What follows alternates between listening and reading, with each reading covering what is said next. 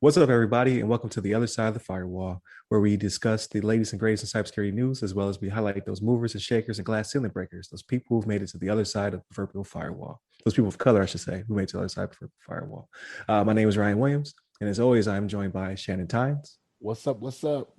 And LeVon Maynard. What at?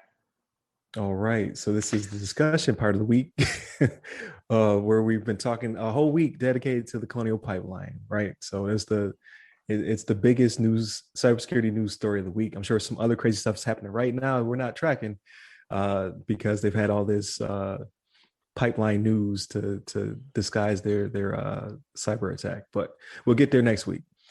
This week, we've talked about what we believe to have happened to the Colonial Pipeline on Monday's episode, and just how we feel their recovery plan, their disaster preparedness, all that stuff was not up to snuff. On Tuesday, we talked about the executive order and what it means to the future of the federal government dealing with cyber attacks. So definitely moving in what I believe to be in the right direction. And then on this episode, we're going to talk about the Colonial Pipeline in regards to the ransom being paid. So if you're not tracking, Colonial Pipeline paid $5 million, which seems to be a discount in this situation. They could have charged them 5 to 10 times as much, but they did not, only because of how, in my opinion, like I could be wrong. They may lowball it and be like, hey, we're just gonna get $5 million from this company. But if they did their reconnaissance, they would know how big Colonial Pipeline was and how much it touched.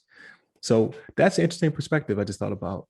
Like, we've been talking about the security team and their preparedness for this attack, but we have not talked about the attackers and their reconnaissance, because they issued that apology saying they didn't know how big this was and how much they would have impacted people. But had they dug in a little bit deeper and known how big this company was and all the states it impacted, they would have known either to not attack them because this will become a national issue, or charge them more because of how big the company was and how much they potentially have made during the windfall. So that is an interesting perspective. I'm not encouraging attackers to attack people, but you won't have to issue apologies and run to the hills as they did. It had you known who you're attacking. So now you have the entire U.S. looking for you. You got a price in your head,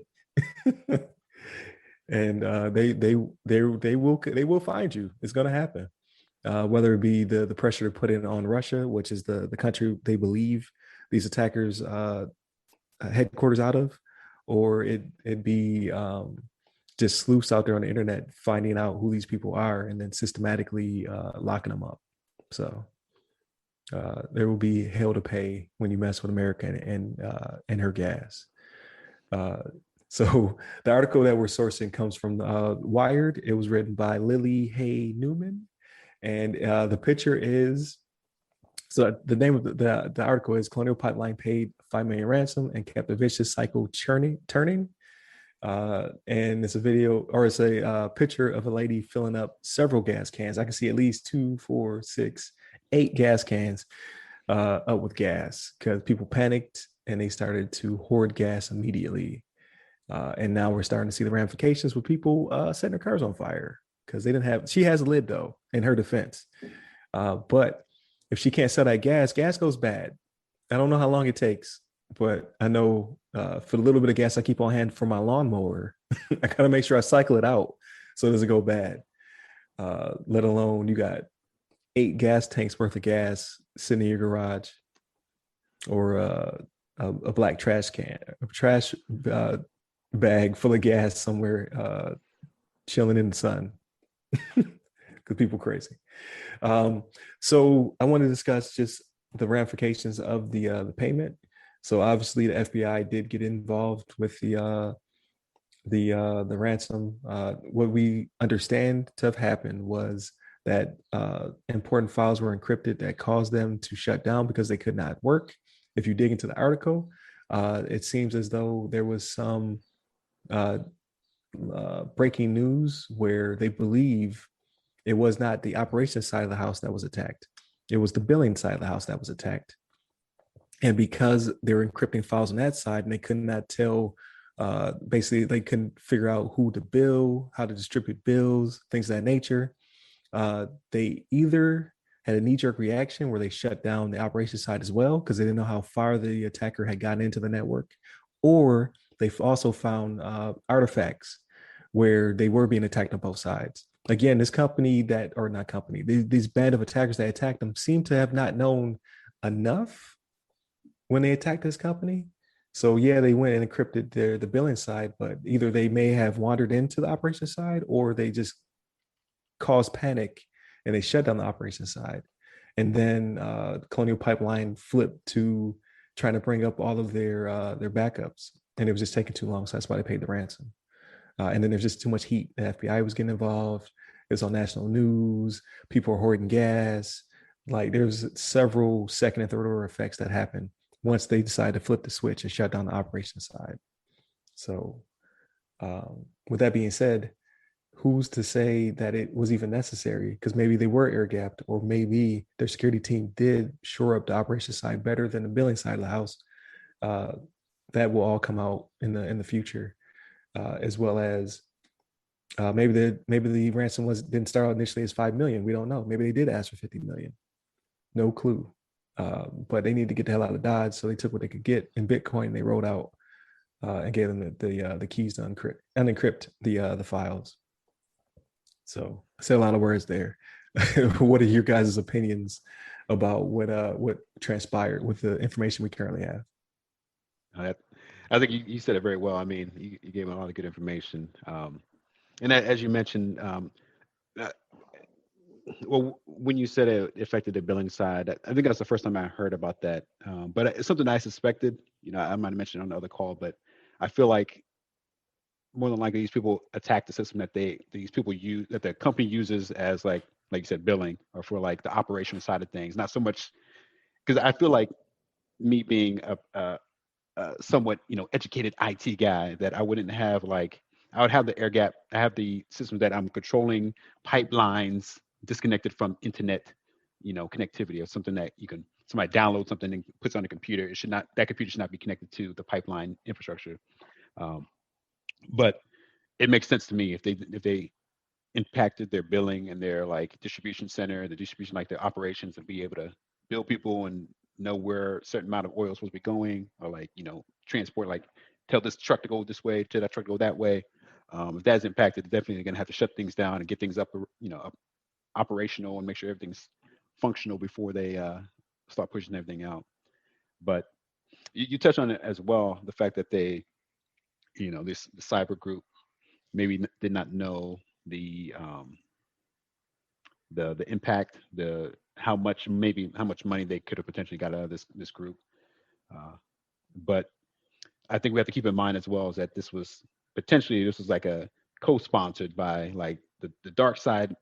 Doesn't seem like they necessarily were the ones that did the hack, quote unquote, but they allowed somebody else to use their software to do the hack. And so um, even though dark side came out with an apology, they make it seem like they had nothing to do with it. Like, I mean, they used our program. We didn't tell them to do this. It's like it was out of our control. So, you know, find the other people that did this. So we don't advocate for groups to be attacking, socially impacting infrastructure. But I thought that was interesting as well. I came across in the Wikipedia about this incident, and they say that apparently on May 6th, that they had over 100 gigabytes of data stolen. Um, the attacker stole nearly 100 gigabytes of data and threatened to release it on the internet if the ransom was not paid. And then the next day is apparently when uh, they like encrypted everything, or the malware attack like started like spreading. And as you mentioned that um, they actually they actually paid the ransom within like hours of the attack. And then when they paid it, they got the decryption tool, but the decryption tool was working too slow, so they decided to use their own backups. Oh, Yeah, okay. it was going too slow, so they're like, "This is taking way too long. We need to go ahead and grab our backups, go ahead and start restoring that because these, the so it's kind of funny that they paid a ransom, but end up like they used their backup to fix it. I Right. think so. It's like the ransom, whatever the tool that they got for paying the ransom actually what they used to fix it overall. They actually had to use their backups. Granted, this is from Wikipedia, so I mean they have Right, right. some references to these claims, but apparently that it was going too slow, and so they had to use their own backups, and that kind of like uh, impacted their services. But I think it's it, I know we talked about it before, but paying these groups the money, the ransom that they're after, is just going to be, it's going to give more incentive for the next group to come down the line and just find another company out there that's willing to that's in a that they can put in a pinch to make them pay off some whatever exorbitant amount of money that they feel like is worth to get their data back. And I think I just heard the other day. I think DC got affected by a ransomware attack, and the DC police department didn't pay the ransom, and they ended up, per the ransomers request or per their demands, Demands. yeah, yeah, they went ahead and released a bunch of kind of confidential information about the DC police Mm. department. I think some public records from their, from the internal database. Disciplinary records and stuff like Yeah, that. disciplinary. Yeah, yeah, from the other officers and things like that. Yep. So it's kind of like, uh, you know, we teach, don't pay the ransoms, even, for people's like lives. If people get like kidnapped, stuff like that, like don't pay the ransom. They're gonna, that's gonna be like that's gonna teach the terrorists or whatever to just keep kidnapping people and asking for ransom, and people just gonna keep paying it. But it's kind of funny they say that, but for ransomware, people still pay, um, pay the money to get access to their data because maybe they don't have a backup method in place, like you mentioned earlier as well, Ryan, that maybe their cyber group is not prepared for this. They don't have any kind of process or procedure lined up for incidents like this. How quickly they can um, restore the data. But it's hopefully these kind of things, like, just people kind of learn from them and just be able to like understand that the more that they pay this money, that the more they're going to be hunting for the next group to impact and see if they can get more money out of the next company, and it's going to keep snowballing. And then they may just kind of circle back and come back to other companies that they've done before that they were willing to pay in the past, and like, oh, guess what, we got back into your system. We put like a little back door that we can kind of re-encrypt your stuff again, like, several months later, and now we're going to ask for you to pay that ransom that you paid before. And now we're going to double it. But what you think about this as well, Shannon? So yeah, like something you hit on, man. Like I was gonna go into this, but you hit on it with like the lives and whatnot, and how you don't negotiate with terrorists and whatnot. They Yeah. have actually have a section in here, and it says, I'll read it verbatim from the Wired article. It says, prolonged shutdowns of hospitals, critical infrastructure, and municipal services also threaten more than just finances. When lives are literally at stake, a principled stand against hackers quickly drops off of the priorities list.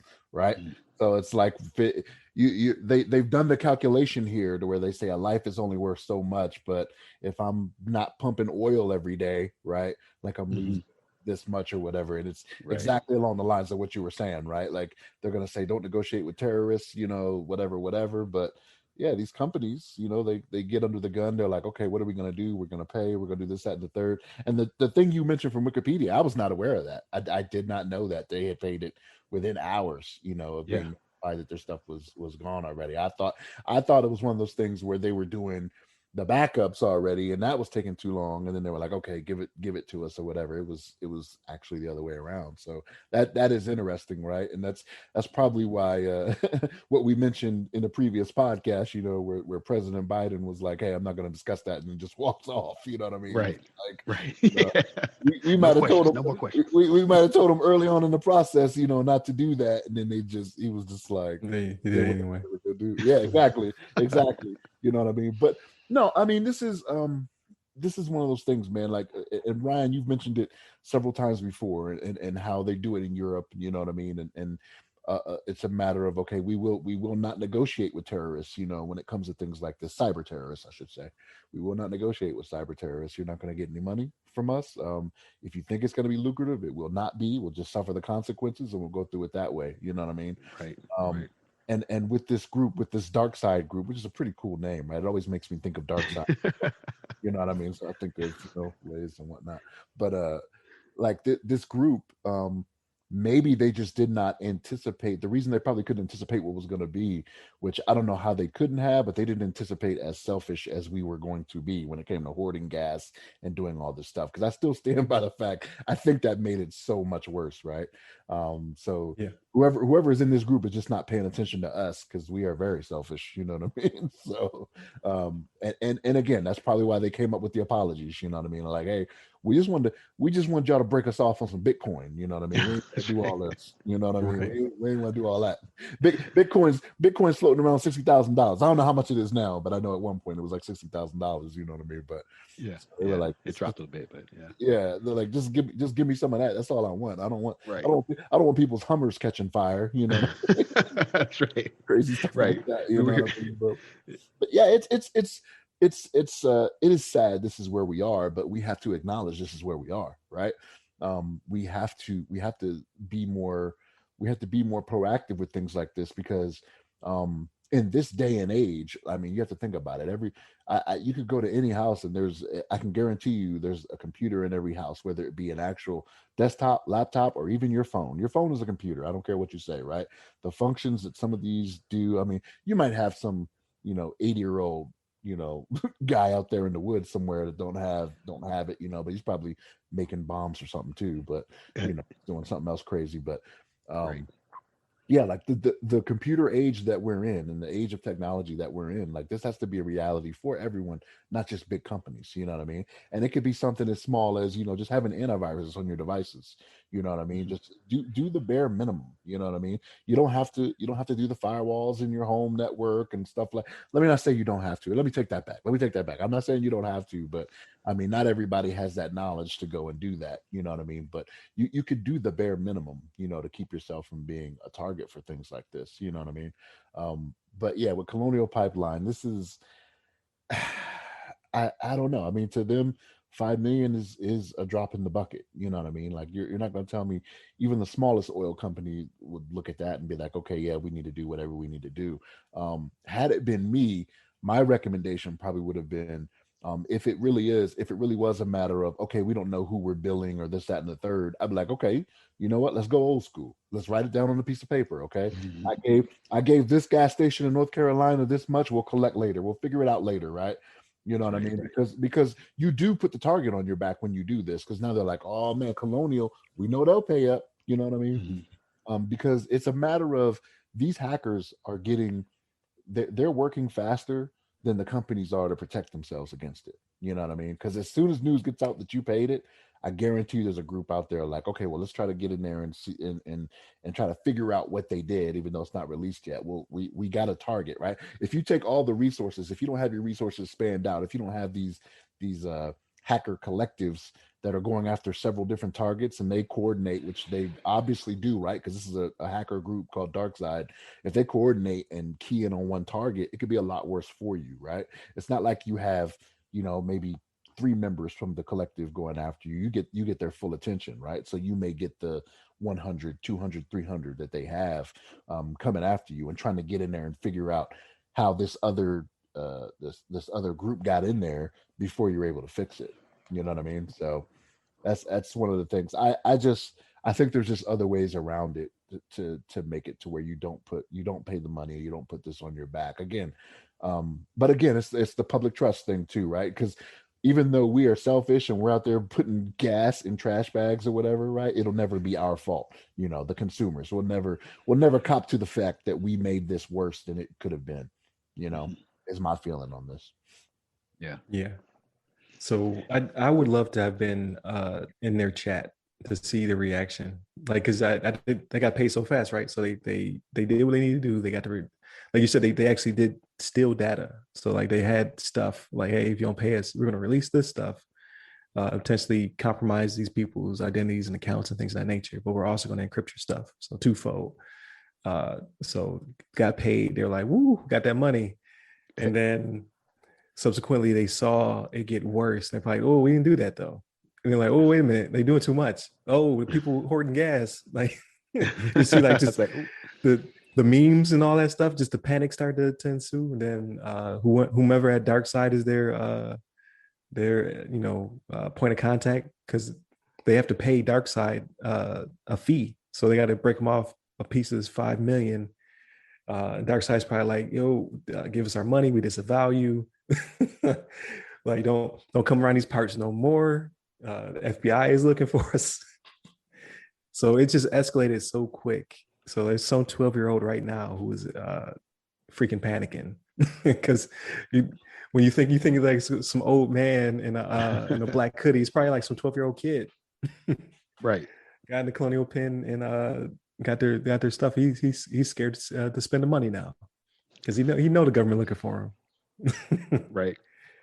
And I wonder.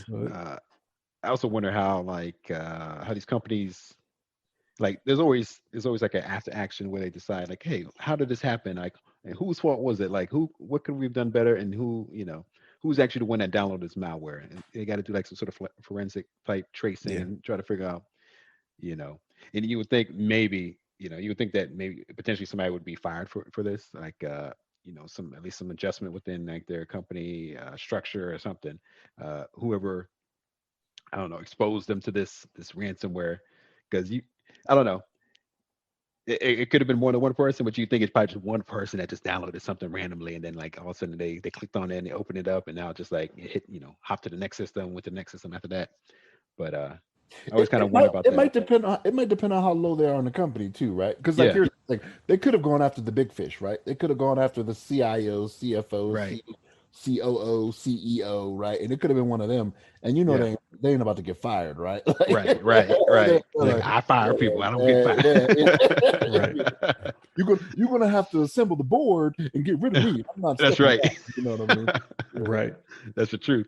But yeah, I'm curious about that. It's just like, it's be interesting. Just of course, you never really get that information, but I'd love to be like a fly on the wall in some of these discussions and inside, like, who the hell let this virus in here, mother truckers?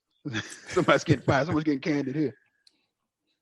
Yeah, or they may have just gotten in through pen testing. They might have just found that port, that one random port. Somebody's playing Doom, so 666 port's open.